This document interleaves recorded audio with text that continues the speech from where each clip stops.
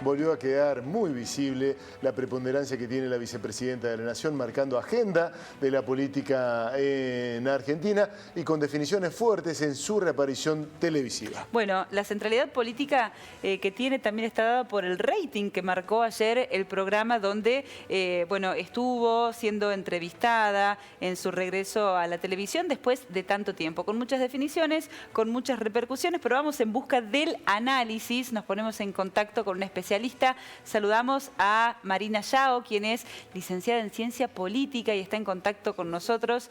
Marina, muy buenas tardes, ¿cómo estás?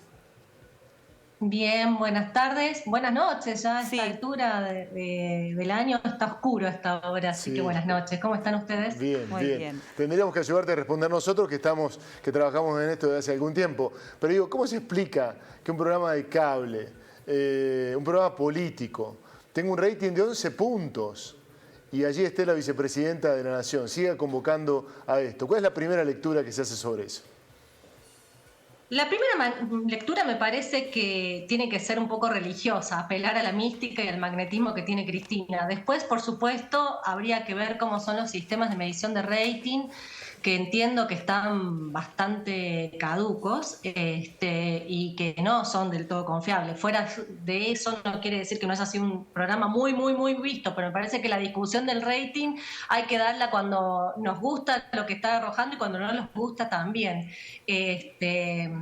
Lo sorprendente es también que Cristina pasó 6 años sin ir a un set de televisión y sin embargo no deja de ser un mojón ideológico súper importante, una persona que ordena las ideas, que interpreta muy bien la situación del país y cuyo análisis político nunca tuvo a la televisión como punto de partida, ¿no? Ella incluso arranca diciendo, es muy fácil hacer política desde los sets de televisión, bueno, también ahí incluye desde los juzgados como otro lugar también en el cual es fácil hacer política.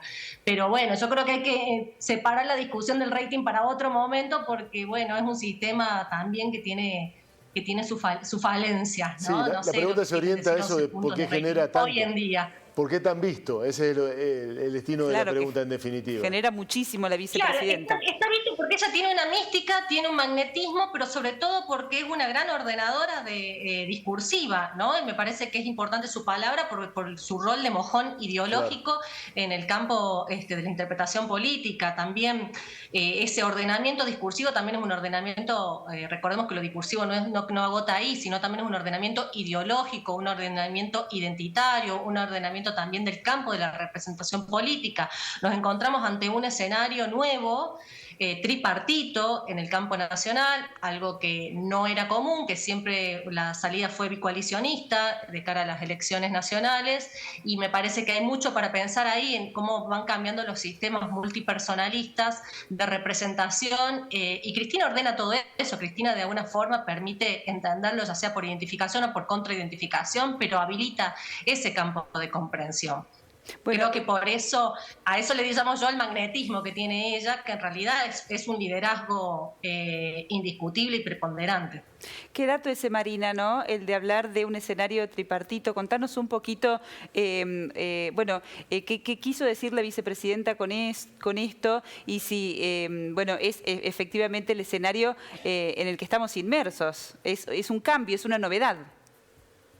Sí, lo cual no quiere decir, ojo, que tripartito no quiere decir tres tercios iguales, ¿no? Esos tercios pueden tener distinta gravitación en lo electoral, distinto rinde en lo electoral y, por supuesto, al momento del balotaje va a entrar una u otra, digamos, dos de esas tres fuerzas. Cristina señaló que un escenario tripartito se caracteriza por tener como importante no tanto los techos de los espacios políticos, sino los pisos, desde dónde parte cada espacio. Y eso cambia bastante la lógica de los armados políticos y también de las ofertas. Yo lo que observo es que hay un espacio político nuevo, que son los libertarios, que traccionan mucho sobre la idea de la libertad individual, y luego tenemos los otros dos espacios, uno que traccionaba sobre la idea de la república y otro sobre la idea de la democracia. Y es como que libertad, república y democracia parecieran tres bastiones de cada espacio político que en este momento no están pudiendo articular entre sí. Entonces es un espacio tripartito, pero además un espacio fraccionado, un espacio con falta de diálogo entre estas fuerzas políticas. Claro. Yo te vuelvo a traer una pregunta para el lado también de de nuestro rubro, el periodismo, que merece, claro, una fuerte autocrítica. Pero ¿cuánto tiempo hace que vemos que los políticos, los referentes, los candidatos van a canales donde, digamos, son personas y preguntas amigables, donde no reciben ningún tipo de hostilidad, donde tienen espacios confortables? Decíamos, no estaba bueno que se tutearan, por ejemplo. Bueno, es un gesto, pero digo, esto ocurría, hay que decirlo a los más jóvenes y a los más chicos, que esto cuando amanecía la democracia aquí, en Chile, por ejemplo, con aquel dedo del lago, esa escena tan impactante en la televisión chilena, había debates y había periodistas que preguntaban y hacían preguntas incómodas a los referentes políticos también. Qué bueno sería en algún lugar llegar a esto. Debe tener que ver con el descrédito del periodismo también en algún punto, ¿no? No sé si es con el descrédito del periodismo, yo creo que tiene que ver sobre todo con la digitalización de las mediaciones y eso, lo cual permitió una hipersegmentación de los nichos de oyentes, de televidentes y también de votantes.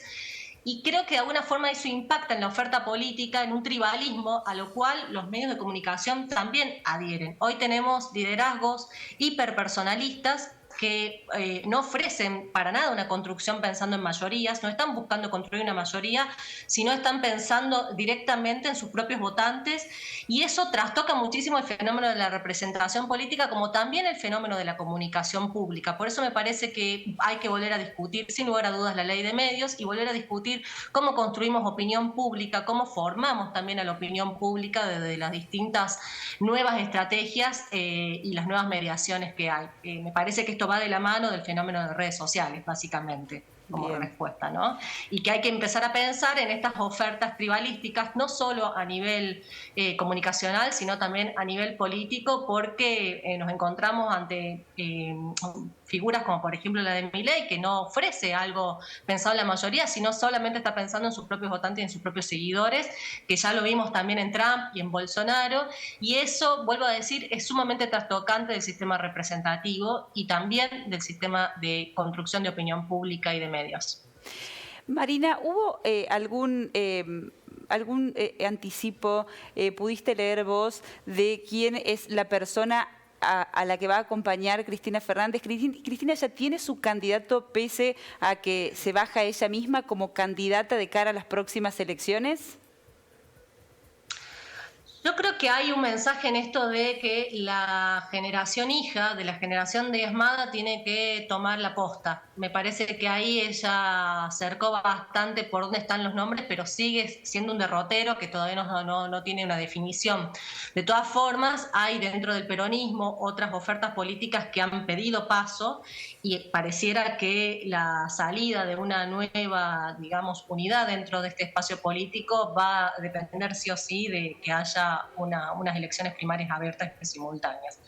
Más allá de quién sea el candidato que Cristina elija, parece menos probable que antes la posibilidad de una candidatura única de Sergio Massa, dado que, bueno, tanto Scioli como Grabois, como Agustín Rossi, como otros funcionarios están pidiendo también participar, y además es un espacio que tiene su interna y que va a ser difícil legitimar a una figura que no llegue a ciertos niveles de acuerdos o de legitimación que las pasos probablemente les brinde, ¿no? O sea, hay por un lado ciertas ganas de no pasos, o por lo menos eso es lo que manifestaba Cristina, pero al bajarse ella es mucho más probable de que las haya de que no.